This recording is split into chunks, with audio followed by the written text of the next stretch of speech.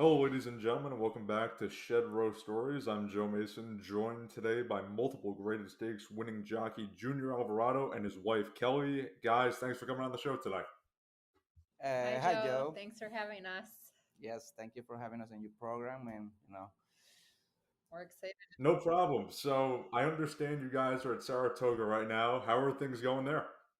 well, we're good right now. I finished early today, but it's been a lot of rain for the past few hours here at Saratoga. Yeah, I saw one of the stakes races, and they were coming down the stretch, and it looked like torrential downpour. So, I guess you lucked out, pal. Yeah, Yeah, he yeah. got a winner in the first, and now he's Oh, home. all And right. they actually just canceled the remainder of the card. So, Oh, wow. Okay. And you got to talk to me. Isn't that great? yeah. So last night, the Horsemen's and Jockeys basketball game. How'd you guys do? We did good. We didn't win, but it was a good game. We've been winning for the past 4 years, so it was. I think it was due for the Horsemen to win this year. And there's always next year, right? So keep your head Hopefully, up, right? yes. So, Junior, I have to ask, with the success you've been having the past couple of years, would it be fair to say that the past 3 years or so of your career have been some of your best?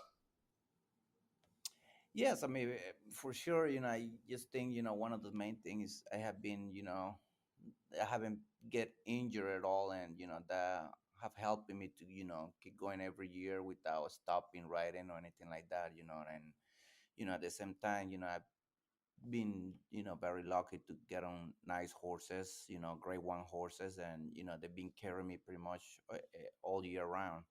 So that definitely, makes it easier. And like I said, it keeps you going and they highlight. And take me back to your first days in this industry. I understand your dad was a jockey, but what inspired you, I guess, to take on the same profession? I don't know. I guess I was just born with the and my blood that I wanted to be a jockey, because all I remember from little is, like I used to watch races. I used to watch my dad racing. And all I can remember since I was very, very, very little, 3 4 years old, all I wanted to be is a jockey. I don't remember me wanted to be anything different. And I guess watching my dad, that's what it's kind of like, make was making me even more excited to be just like him. And before we start diving into your career and stuff like that, I'd like to ask you some rapid fire questions. I'll start with: would you prefer a horse that comes from behind or a speed horse? Behind. Why? I horse from behind, much, much, much. I don't know. I just feel like, it gives me a chance for me to kind of like study the pace and study the horses around. So like I can kind of like make sure when I make my move, being in the lead, sometimes you have to move even before when they put pressure on you. So I think just coming from behind gives me a better reading of the race. Favorite racing memory? I just think probably winning the British Cup Mile. It's been a dream for years. And it was definitely having it with Cody's wish and the Dorman's family being there, and the story. This like it was just amazing. It was just like a perfect ending story for me to win in the British Cup that day. And we'll touch on him later in the program. Favorite track to ride at, Saratoga. and why is that? I don't know. It's just like the everyday working horses in the morning. It's excited because you're looking for the 2 year olds that hopefully can take you for the to Derby. And racing days, just like the fan, all the people there, the atmosphere. I mean, the horses you ride, they're very, very good quality of horses in Saratoga. So I don't know. It's just a special from the morning all the way to after races. So there's, I guess, a sense of promise with these maiden special weights and these horses coming through the ranks. There's a possibility they, make graded stakes company, maybe hit the Derby, and of course you have the fans, the crowd. You walk through the crowd after every race. How is that? Yeah, that's probably unique. I can recall another track where you walk like that through the through all the fans, and there's a lot of kids that comes every day to the races, and just being able to interact with them and see them how excited they get when you handle a gaggle or when you sign an autograph. It just it makes it so much better for us as a rider. Favorite horse you've ridden so far?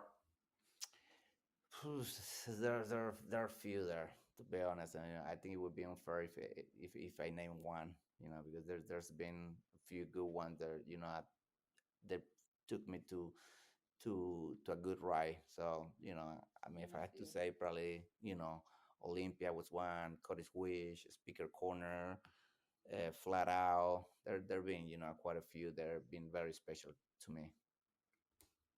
And pre-race preparation, everybody has, I guess, a different pre-race preparation as a jockey. What kind of preparation do you do? Is it workouts? Is it looking at replays? Is it looking at the racing form? What pre-race prep do you have? Yeah, I like to watch. Normally, I get a lot of information watching the replays. I watch the replays of every horse I ride. Then at the same time I ride, I like to watch the replays of the horses that I'm riding against, just to see if it's anything that I can pick up in the race, and maybe put them in a spot where I know the horse is probably not, the other horses are not comfortable, and that way I can get a little bit of advantage in the race. I think that's my main thing when I'm studying races. And I'd like to take a look at some milestones for you in your personal life and, of course, as a jockey. You became a U.S. citizen in September of 2022. How important was that to you for you and your family? Well, that was for me like like another great one winner. It was something that is a dream come true too. When you come here to the USA, then I've been putting the work that I've been putting. And then now having my family, supporting my family. To be able to have my US citizenship. Become a citizen. It was just another big win for me and for my family, and we just it's just amazing, and a big relief at the same time.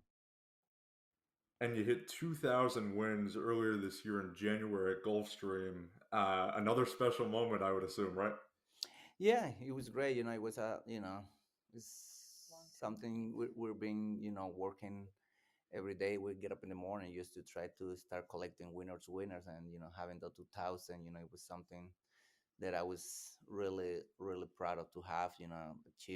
Achieve that 2000 milestone. It was just something pretty amazing, and we just gotta now keep going for the next one. And you've had plenty of Grade 1 success. You're approaching nearly 100 graded stakes wins. With these successes, there's setbacks as well, and you've had plenty. Four shoulder surgeries, a lengthy ankle injury, broken collarbones, twice a broken back. How do you come back from so many bang up injuries?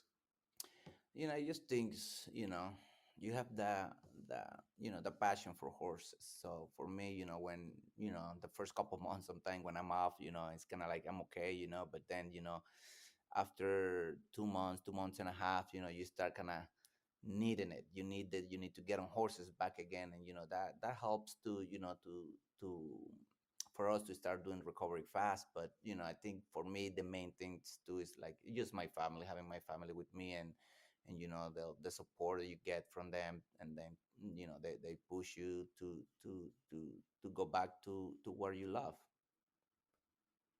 And just the other day, the first Jockeys Mental Health and Wellness Symposium happened on Union Avenue. Kelly, I saw you posted about this on Facebook. Both of you, I just have a question in regards to that.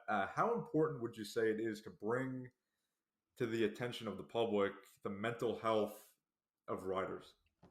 Uh, you know, to be honest, I just think it's actually, as a very unknown things. Like I don't think it's out there enough for many people to realize and understand. For all like the things that the jockeys go through, it's very. I think more than physically, it's more mentally tiring. Every day you ride horses. Every day you ride a favorite, and a favorite doesn't win. you know you might not get nothing from the trainer or the owners, and you might be able to still ride the horse back, but mentally, it takes a toll on you, because you were expecting to win with the horse, and sometimes it gets even worse if you made a mistake. Sometimes you have just s- s- people sometimes are like, oh, you have a like split decision. You don't sometimes you don't have a decision. You either do it or you don't do it, and you don't have time to think like, should I go here, should I don't go here. Sometimes either you do it or you don't do it, because that's the longest time you might have just to react right away. And it takes a toll. Then injuries, there's many things that really like mentally, really like c- could affect a jockey. And Yeah, it was definitely an eye-opening day. I think, I'm very happy and excited that we finally got the conversation started, and hopefully there we'll start seeing some changes. But there was jockeys, there was trainers, there was owners, there was doctors, and I really believe that everybody had like an eye-opening moment just from hearing stories and conversating with one another. And I just look forward to seeing what becomes of that symposium that we attended. And on a personal level, how would you guys say you handle a tough loss or injury, something like you guys had mentioned, losing on a big favorite and expecting to win, but for one reason or another the trip didn't go right, whatever it may be. How do you, I guess, cope with a tough loss like that? uh it's just depending, it's just depending how happens. And but it does, at least I take it personally, and when I get beat with a horse, I go back and try to rewind the race again and try to think where I could have made the difference. And it does bother me. Like sometimes, it takes me 2 3 days to kind of like get over a little bit over any race that I lost with a favorite, or and maybe even longer if I feel that I was the one that did something wrong in the race. Like it will kind of haunt me for weeks. And when I get to see the trainer, it's feel like, in the mornings when you go check with the trainer, it seems like I relive the race again. And it's not easy. Something we have to kind of learn to deal with. Some people have a better approach to dealing with. Some jockeys will be able to recover quickly from a loss like that. Some other take it more personal. I think it just depends on everybody. But I can guarantee you it does. We're very competitive persons, and we do take every loss very like personal. And like I said, when it's a big favorite and a big race, it definitely takes a very toll on you. And from setbacks now to some highlights in your career, we'll start with Eclair de Lune, your first Grade 1 winner in 2010 in the Beverly D at Arlington. Take me through that day. It was just, for me, it was, a normal day in Arlington. Very excited to be riding my first grade one ever. And having the opportunity to ride for Mr. Doshi, so I was, one of the greatest things that could ever happen to me, um, at Arlington. And I remember going into the race. I knew I have a big chance, but still, you have to run the race. And I just remember, when I was probably few jumps before the wire, I knew I was gonna win. And knowing it meant a lot for Mr. Doshi, so I was just extra special, celebrating, having the win for my first grade one. And then at the same time being able to give Mr. Doshi so his, that grade one after the race that he named for his wife. It was just, I mean, like I said, I couldn't put this into words how happy and excited I was, and how great of a moment that was. And speaking of Arlington Park, Kelly, I know you're from the area. How did you guys meet? So my oldest brother Tommy, he owned some horses at the time, and one of them was running one day, and he's like, "Oh, come stop here after work, watch the horse." So I did, and Junior was riding that horse, so we met. And then after that, we connected on Facebook, and we just, we would talk every once in a while. And so one night we decided to meet up, and we went and we met, we sat down, and neither one of us could understand each other because Junior only spoke Spanish and I only spoke English. So we literally sat there for like 2 hours and just laughed and laughed and laughed at each other. And, then we got home and we were able to go back on the computer and he could use Translate and we could talk again. But that's kind of how our relationship started. And we just never stopped talking. So I'd have to ask, Junior, how did you overcome that language barrier, not being able to speak little to no English, and now speaking it just fine? I mean, when I moved to Chicago, I mean, because when I came here, I came to Florida, and it was a lot of Spanish people in Florida, and I always tried to put myself with people that only speak Spanish because that was the only thing I understand back then. So I just think when I went to Chicago, I didn't have much, many choices to just try to learn, and at the same time, I knew that if have to better myself, I needed to speak English. I was thinking in the future I would love to go to New York, and I will have to speak English. But I think when I have when I met my wife Kelly, I think she was the one that kind of like teach me everything I know right now. And Kelly, as you mentioned, your brother Tommy was instrumental in having you two meet, and he unfortunately passed away in January of 2021. Yeah. What would you say the impact he had on your life, your kids' lives, Junior's life? What was the impact he had? Well, I mean, I feel like I owe everything to him, you know, from meeting Junior. My father passed away when I was 16, so he kind of also took over that role, and so losing him was even, it was even harder because it was not only losing a brother, but it was also like losing a father figure. But he he also became Junior's best friend, and he was just so instrumental in the kids. He taught us all how to fish, so that's one of our favorite pastimes is fishing. So I mean, we think about him every day, and again, I'm just so thankful to him and that I was able to meet Junior, and I mean, I owe him everything. And Junior, how did you, I guess, take the loss, and what impact did he have on your life? Yeah, it was definitely, I would trade anything in the world, to be honest, to have him. He really became my best friend, to be honest, because I don't really, when I ride horses, it's just I go home and I don't like to share much with my wife, because I don't want to, sometimes you lose a race here and there, and I think he was the kind of person where I was able to share a moment when I lost a race. When I win a race, he understood, and like we will talk about racing. That was no, he was the only person actually I was able to be open to talk. He was almost like my psychologist,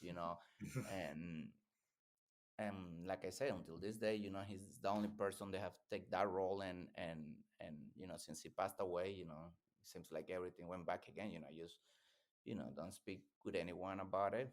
I mean, you have to probably feel comfortable with the person you want to talk like that, and he was the greatest person for that. He became, like I say, my best friend, and he was part of our family, and yeah, I mean, until this day, there is not a day that go by that we don't think about him.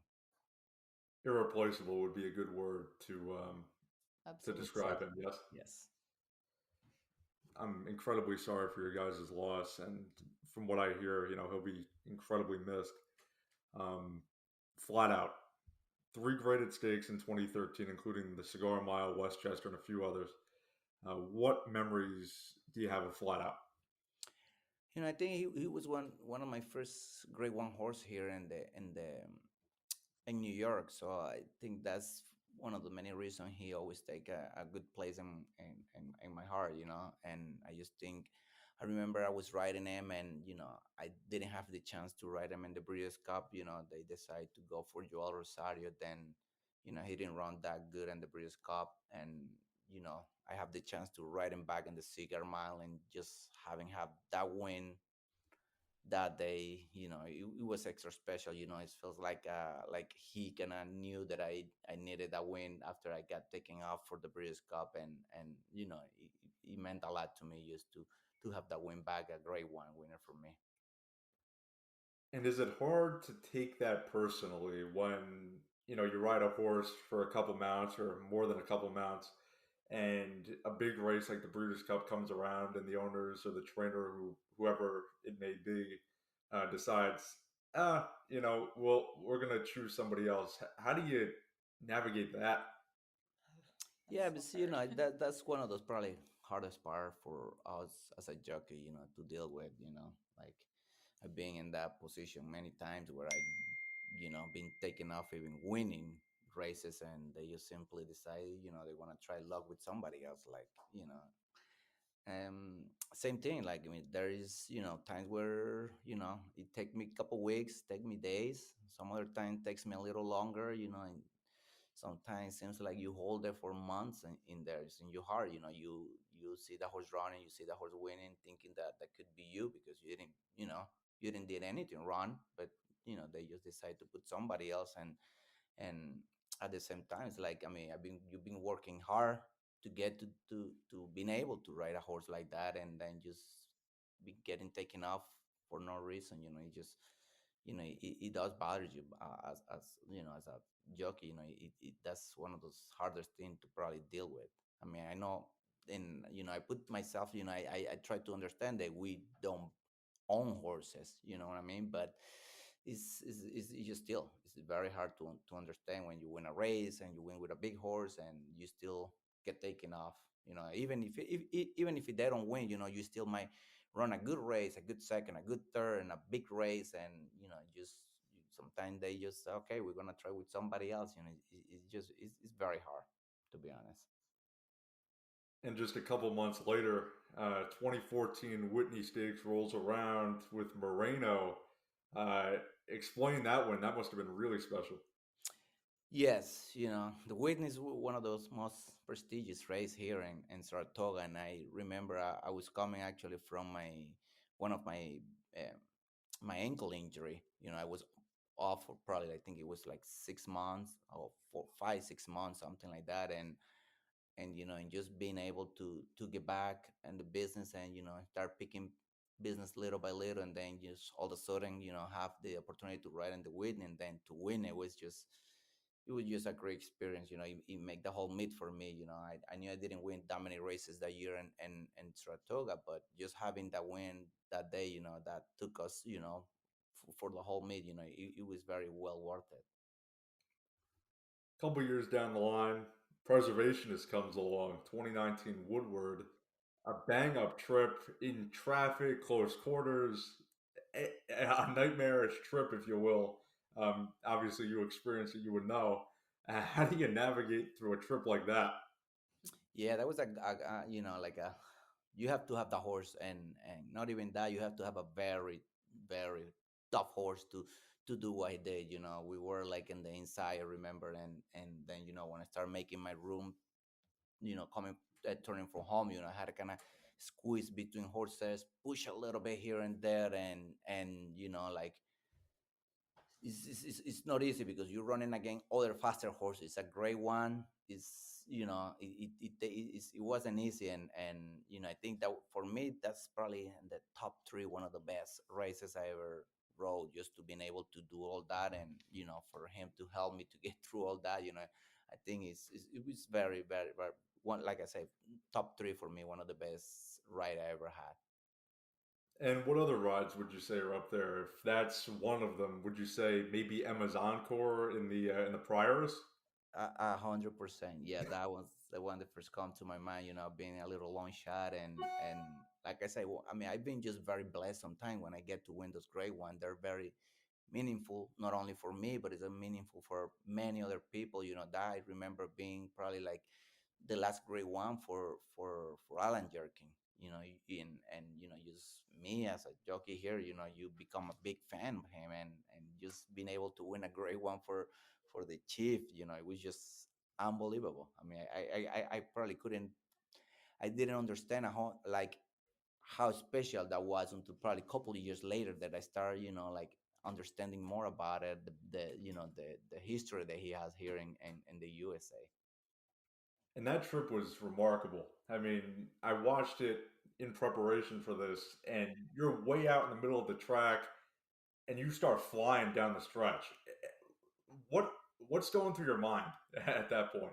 You're when you come from the back like that. I remember I was coming and I'm riding and thinking like, I think, am I gonna get it? I have a chance. I don't want to get kind of too excited. But then when I passed the 8 pole, I knew it's like, I think I gonna get it. I gonna get there. I gonna get there. Then she ended up winning that race, and like I said, I mean, it's a good feeling, a very good feeling. And then recently you have Olympiad, who wins 5 graded stakes, including the Foster and the Jockey Club Gold Cup. How special was he to you? Yeah, it was very special. Last year wasn't an easy year for me. I was, I stay in Gulfstream Park a little longer just because, I didn't know what, if I should have come here to New York or stay there.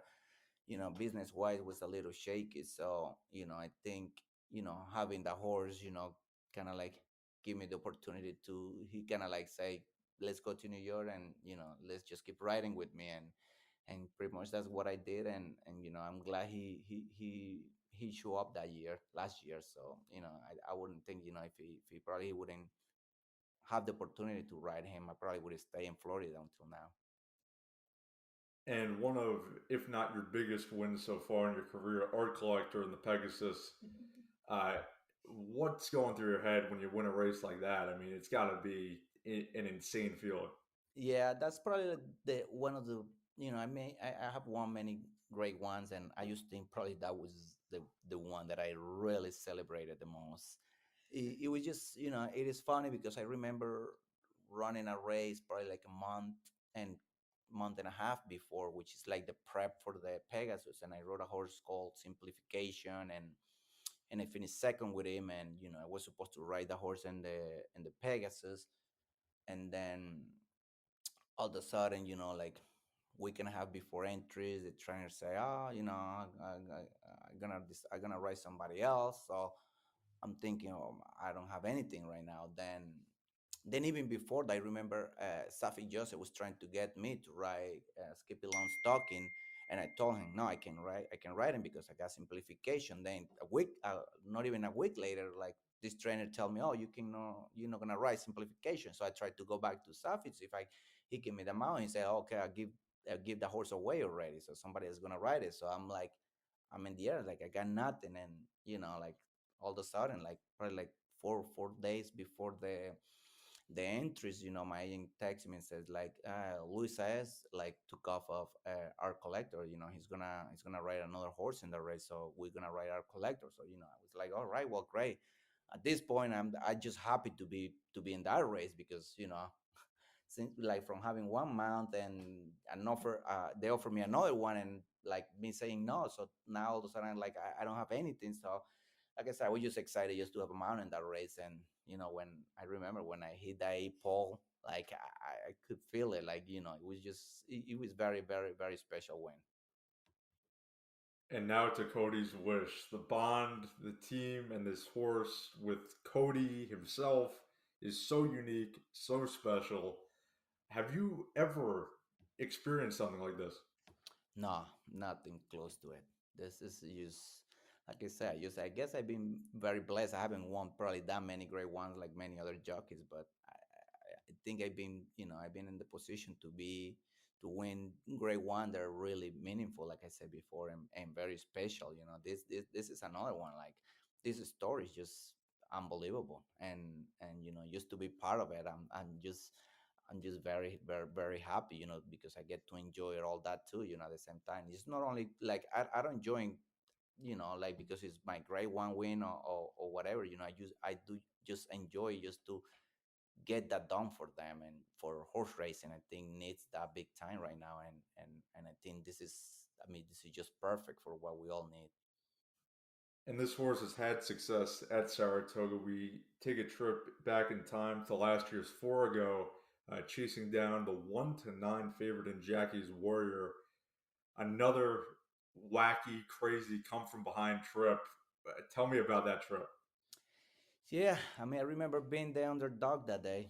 Jackie's Warrior was the big, heavy favorite. He was the champion, the sprinter champion. So, for us, I just think, when I remember Billy Muck, he didn't say much. He said, like, well, it looks like there's not much speed. You might be a little closer now. Maybe try to put him a little closer. But he said, like, when they open the gate, you decide what to do, whatever you feel. So, you know, broke, I said, like, listen, I'm going to just relax with the horse. I'm going to break, I'm going to relax and just make sure we make a strong move at the end and try maybe to finish second. That was my plan in my head, and I didn't want to change. I said, like, I'm not going to put my horse close to the pace because I don't want to get into that. When I just make one run where I make sure I'm the one finishing the stronger at the end, even if I don't get there, it's okay. At second will be okay, and right when I pass the 3 pole and I start kind of like calling him a little bit to see where how much horse I have under me. I mean, he start picking it up very quickly, and I'm kind of like, it was early in the race still, but I could feel it, like that I got something to work with. And I mean, right when we hit the quarter pole, I like switching to the outside, switching it to the right hands, and after that, I'm like, I was still probably like four lengths behind Jackie's Warrior, but I could feel it. I knew I was gonna get them. I mean, the turn of foot that I was coming with my horse, I was like, there is no way, like, Jackie's Warrior is gonna beat me. Now I'm going actually to run him down, and it was another unbelievable race. You just very excited because I like I say, like, by the when I pass the 316, I'm just like, I know I'm you know getting closer, like, quicker, and just when I passed the wire, I mean, I was in disbelief myself. Couldn't believe that I beat Jackie's Warrior in that race where he looked really unbeatable. And you also win the Breeders' Cup Dirt Mile with Cody's Wish. You run into a tough foe in that race in Cyberknife. Any anxious moments because it was a heck of a battle down the lane.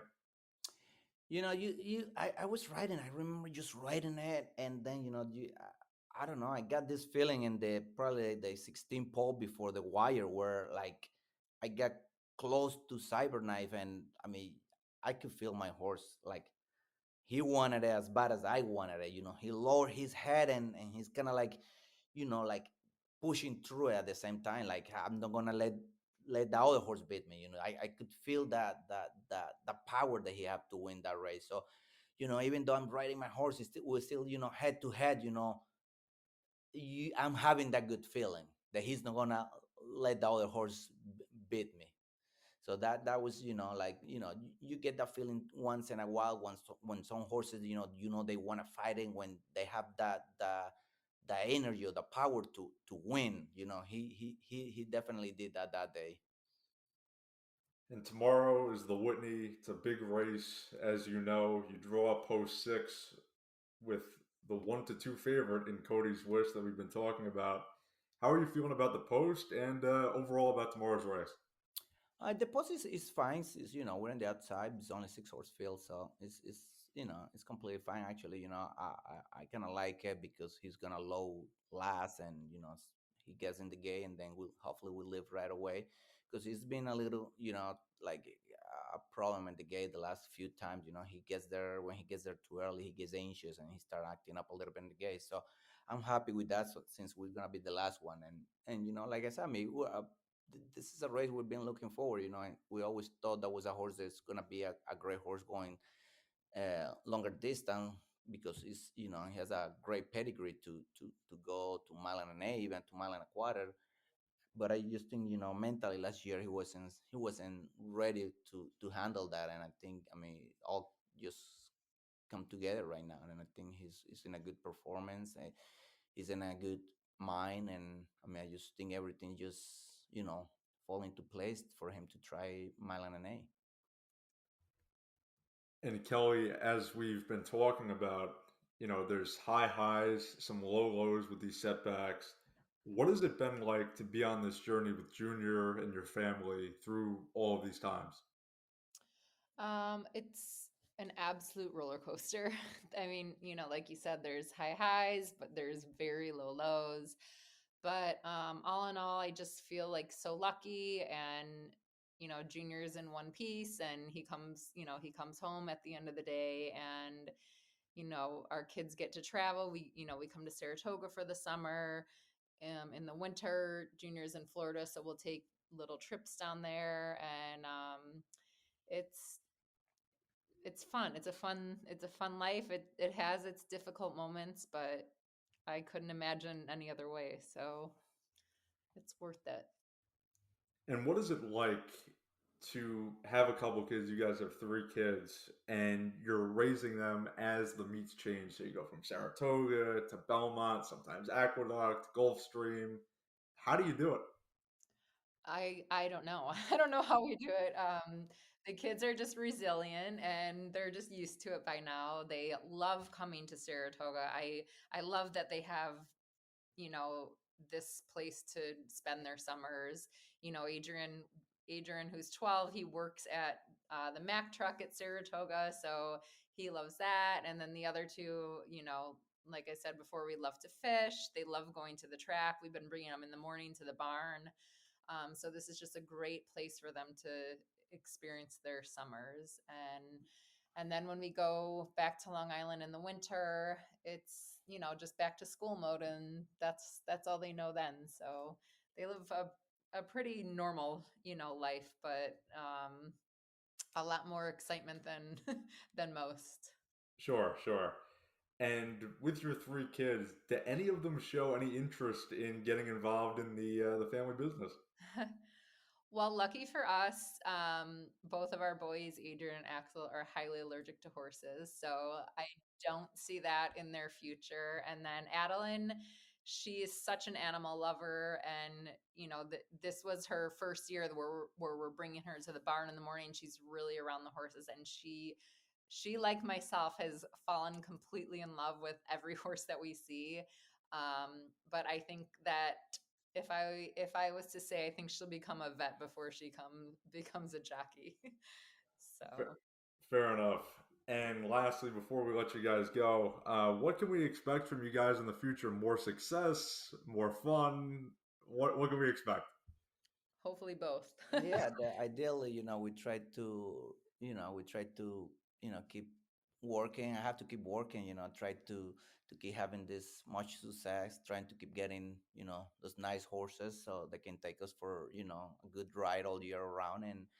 And yeah, at the same time, we have to enjoy time with the family. I love, to go and do stuff with the kids, and every little chance we have, we'll always take advantage of it. Appreciate the time, guys. Thank you so much for jumping on. Thank Thanks, you. Joey. Thanks, Thanks. Joe. Thank you all for listening to Shedrow Stories.